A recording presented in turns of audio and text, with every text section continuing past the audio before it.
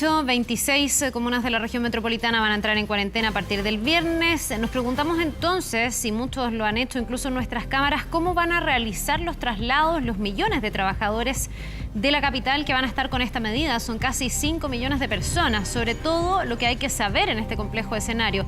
Vamos a conversar con la ministra del Trabajo y Previsión Social, María José Saldívar, que ya nos acompaña a esta hora de la mañana. ¿Cómo está, ministra? Muy buen día.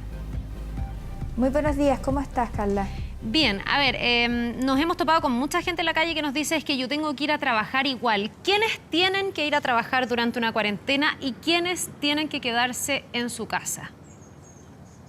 Tienen que ir a trabajar exclusivamente aquellas personas que están en actividades productivas que no pueden paralizar. Hay un acto de autoridad que dice exactamente cuáles son estas actividades y que señala que son básicamente todas las que tienen que ver con salud, las que tienen que ver con abastecimiento, las que tienen que ver con los servicios mínimos y por lo tanto todo el resto de las actividades que no son de primera necesidad y que están establecidas cuáles son aquellas que no deben parar. Claramente un trabajador que está en cuarentena está dentro de la suspensión que es obligatoria y que es decretada por acto de autoridad. Ya, y esto, por lo que sabemos, le corresponde al empleador. Es decir, yo trabajo en una empresa que está en una zona con cuarentena, pero que pertenece a estos servicios esenciales, debe ser mi empleador el que tramite mi permiso para yo poder desplazarme. Exactamente. Ya, ¿y qué pasa si un trabajador, por ejemplo, ministra, tiene susto de contagiarse, no quiere exponer a su familia? ¿Podría negarse o a todo evento el empleador le puede decir, no, yo te saco el permiso, tienes que venir a trabajar? Porque aquí también hay razones sanitarias, ¿no? Y hay mucha gente que dice, yo entiendo que estoy en un área esencial, importante, pero quisiera quedarme en mi casa o quisiera teletrabajar, quisiera poder protegerme. ¿Puede negarse a ir a trabajar? A ver, lo primero es que si se puede realizar el trabajo de una manera distinta, como por ejemplo a través del trabajo a distancia, es una muy buena alternativa. Lo segundo que hay que considerar es que el empleador tiene que ponderar cuál es la condición de ese trabajador. Si ese trabajador se encuentra expuesto en una situación de riesgo o vive con personas que están en situación de riesgo, son situaciones que son distintas y que se debe de ponderar, porque aquí lo más importante es proteger la seguridad y la salud de los trabajadores y claramente alguien que ya tenga síntomas no puede ir a trabajar o alguien que está en una situación de riesgo. Por lo tanto, vamos a tener que estar a cada uno de los casos, pero aquí lo que prima es la seguridad y la salud de los trabajadores, pero por otra parte, esas actividades que se han determinado que son indispensables, que deben estar funcionando, es por el beneficio de todo el resto de la comunidad. Nosotros hemos visto que el personal de salud no ha parado absolutamente ningún día, los recolectores de basura no han parado ningún día, los servicios básicos no han parado.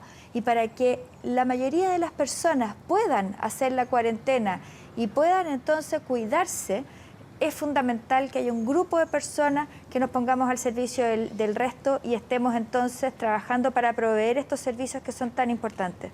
Ministra, cuando uno ve redes sociales, cuando uno también facilita el micrófono en la calle, hay a veces denuncias de gente que dice, a mí me están obligando a ir a trabajar, mi empresa está en una zona con cuarentena, no es un servicio esencial, sin embargo lograron de todas maneras el permiso. ¿Ese tipo de denuncias han llegado a los canales formales? ¿Hay empresas que de alguna manera estén torciendo el espíritu de esta cuarentena y se estén acogiendo a los salvoconductos sin ser servicios esenciales? ¿Se ha fiscalizado? A ver, lo que nosotros hemos recibido son denuncias de trabajadores y la Dirección del Trabajo ha estado fiscalizando esta materia. Nosotros tenemos que tener muy claro que un trabajador que sienta que sus derechos han sido vulnerados, que su empleador lo ha obligado a ir a trabajar a pesar de que esté en una zona de cuarentena, tiene el derecho de hacer la denuncia ante la Inspección del Trabajo a fin de garantizar sus derechos. Y lo que es muy claro, no se puede, por ejemplo, invocar como causal de despido la inasistencia injustificada cuando yo estoy en una zona de cuarentena. Está absolutamente justificado el que yo no vaya a trabajar si es que yo tengo la imposibilidad de moverme de mi hogar. Ya, pero se han recibido denuncias y se ha fiscalizado que no haya empresas que a lo mejor, no sé, se acojan o digan que hacen otro tipo de rol. Hay muchos que tienen como subdivisiones o que son muchas empresas relacionadas y terminan quedándose con el rol esencial, pero hacen trabajar al resto de sus filiales, por ejemplo. No sé si eso se ha pesquisado formalmente, porque es algo que uno escucha, pero no sé si está la cifra y la sanción a empresas que pudieran incurrir en esos actos. Lo que pasa es que la ley, tal como está aprobada, establecía que cuando una empresa era calificada como una actividad esencial, no podía acogerse a pacto respecto de los trabajadores que no eran esenciales. Y eso fue modificado en el proyecto de ley que ayer fue aprobado en la Cámara de Diputados. Por lo tanto, yo sí puedo hacer distinción en empresas que son consideradas como esenciales, pero pueden haber funciones dentro de ella que no lo sean, o la función se puede realizar no con la totalidad de los trabajadores, sino con un número menor, para que entonces se puedan acoger a estas situaciones, que sería a través de pacto con los trabajadores. Ya, o sea, usted me dice al final que va a ser el propio trabajador el que va a tener que hacer esa denuncia si se siente vulnerado en sus derechos. Ya que usted toca, ministra, el tema de la ley de protección al empleo, que ha sido algo a lo que ya vemos 73.000 empresas, por lo menos ayer era la cifra que se entregaba, se están acogiendo. ¿Usted ve la posibilidad de que esa cifra se pueda disparar o sea mayor ahora que tenemos un 60% de la región metropolitana que va a entrar en este régimen de cuarentena? ¿Eso está concatenado a más cuarentena? ¿Vamos a tener, por ejemplo, más empresas acogiéndose a esa ley?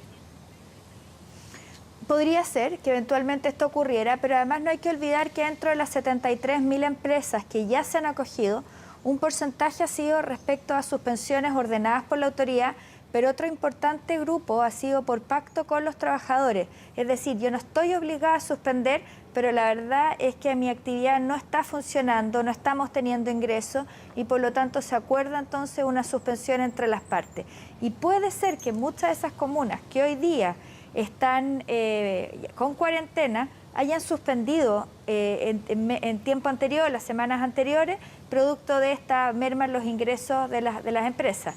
Muy claramente, una persona que no va a entrar hoy día a un comercio, por ejemplo, a una librería a comprar un libro, o lo más probable es que no vaya a ir a una peluquería, que eran actividades que a lo mejor antes se hacían de manera más común, y que esas actividades hoy en día, independiente que no estaban prohibidas o que estaban en comunas en las que no estaban en cuarentena, lo más probable es que no haya tenido el mismo flujo de ingresos que lo que tenía con anterioridad al mes de marzo. Ya, y que por lo tanto tuviera que acogerse a esa suspensión en la relación laboral o en el pago del sueldo, digamos, porque no se suspende la relación, se siguen pagando los derechos previsionales, pero se le carga en el fondo al seguro de cesantía el sueldo de cada uno de los trabajadores. 73.000 empresas, ministra, ¿es mucho, es poco? En el universo de quienes se pueden acoger a esta ley, que al final son empresas que realmente, porque ese es el espíritu, que realmente estén en una situación compleja, algo que se ha puesto en entredicho con grandes empresas que se han acogido y al mismo tiempo han repartido utilidades. ¿Es mucho o es poco? ¿Y cuál es la proyección que usted hace? A ver, nosotros vemos que esta ley ha dado solución, ha dado una respuesta a estas 73.000 empresas que se han visto afectadas en su ingreso. Solamente para que tengan más o menos una idea, más del 95% de estas empresas son empresas que tienen menos de 50 trabajadores y se han acogido la gran mayoría de ellos respecto de menos de 5 trabajadores. Estamos hablando de 52.000 empresas aproximadamente que se acogieron por menos de 5 trabajadores. Por lo tanto, claramente es una ley que lo que ha buscado es proteger el trabajo de los trabajadores, los ingresos de los trabajadores. Y las empresas que se han acogido por un número mayor de trabajadores son un 1% de la totalidad de las empresas. Entonces, yo creo que lo primero es tener claro cuál es el objeto de esta ley y a quiénes está beneficiando. Y lo segundo es que conforme vaya avanzando esta crisis que estamos viviendo y vayamos viendo cómo va evolucionando, efectivamente pueden empezar a ingresar empresas de regiones o de comunas que hasta ahora no habían ingresado y pueden empezar a salir otras que ya han superado en sus comunas o en sus regiones la crisis como nosotros la estamos conociendo. Ministra, para finalizar, ayer se aprobó finalmente esta prohibición de reparto de utilidades cuando las empresas se acojan a la ley de protección al empleo, que es justamente esta suspensión en los pagos sin romper el vínculo contractual. ¿Cuál es la opinión que tiene usted? Porque esto también se produce después de que una gran empresa de nuestro país, del grupo Cencosud, se acogiera en algunas de sus filiales a esta ley, pero repartiera también utilidades importantes entre sus accionistas. Entonces, eso ha sido todo un escándalo, ¿no? Es todo legal, pero muchos se preguntan si es compatible desde el punto de vista ético ambas cosas, acogerse a la ley, cargarle a su seguro personal de cesantía la responsabilidad del sueldo a los trabajadores y al mismo tiempo repartir utilidades. ¿Cuál es la impresión que le queda después de que se apruebe que no se puedan repartir utilidades? Y no sé si eso va a llegar a ser retroactivo, lo que pasó ya pasó y esas utilidades ya se repartieron simplemente. Yo quiero ser muy clara que desde que se aprobó esta ley, estamos hablando de los primeros días de abril, en todas las oportunidades que he podido, hemos señalado que no parece correcto y que no parecía correcto que empresas que se estuviesen acogiendo a la ley, porque supuestamente estaban afectadas y por eso no podían pagarle la remuneración a sus trabajadores, hicieran distribución de utilidades o les subieran la dieta a sus directores o acordaran cualquier tipo de otro de beneficio que demostraran o cuestionaran esta situación de precariedad en la que supuestamente estaban. Pero existía la obligación legal de repartir al menos el 30% de las utilidades pensando en los accionistas minoritarios.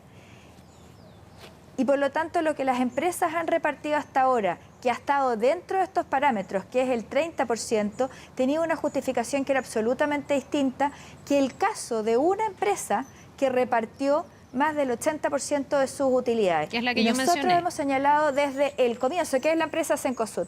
Nosotros hemos señalado desde que conocimos esta noticia que íbamos a derivar todos los antecedentes a la Dirección del Trabajo, que es el organismo competente, para que presentara los antecedentes a los tribunales de justicia, a fin de que sean ellos quienes resuelvan si ha habido o no ha habido abuso de la ley, porque lo que nosotros no podemos permitir que una normativa que lo que buscaba era proteger a los trabajadores en un momento tan delicado como el que estamos viviendo hoy día, sea usado para otros fines.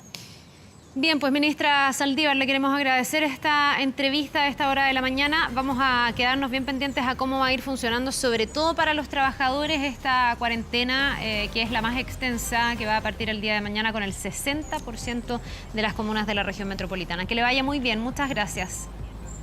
Muchas gracias.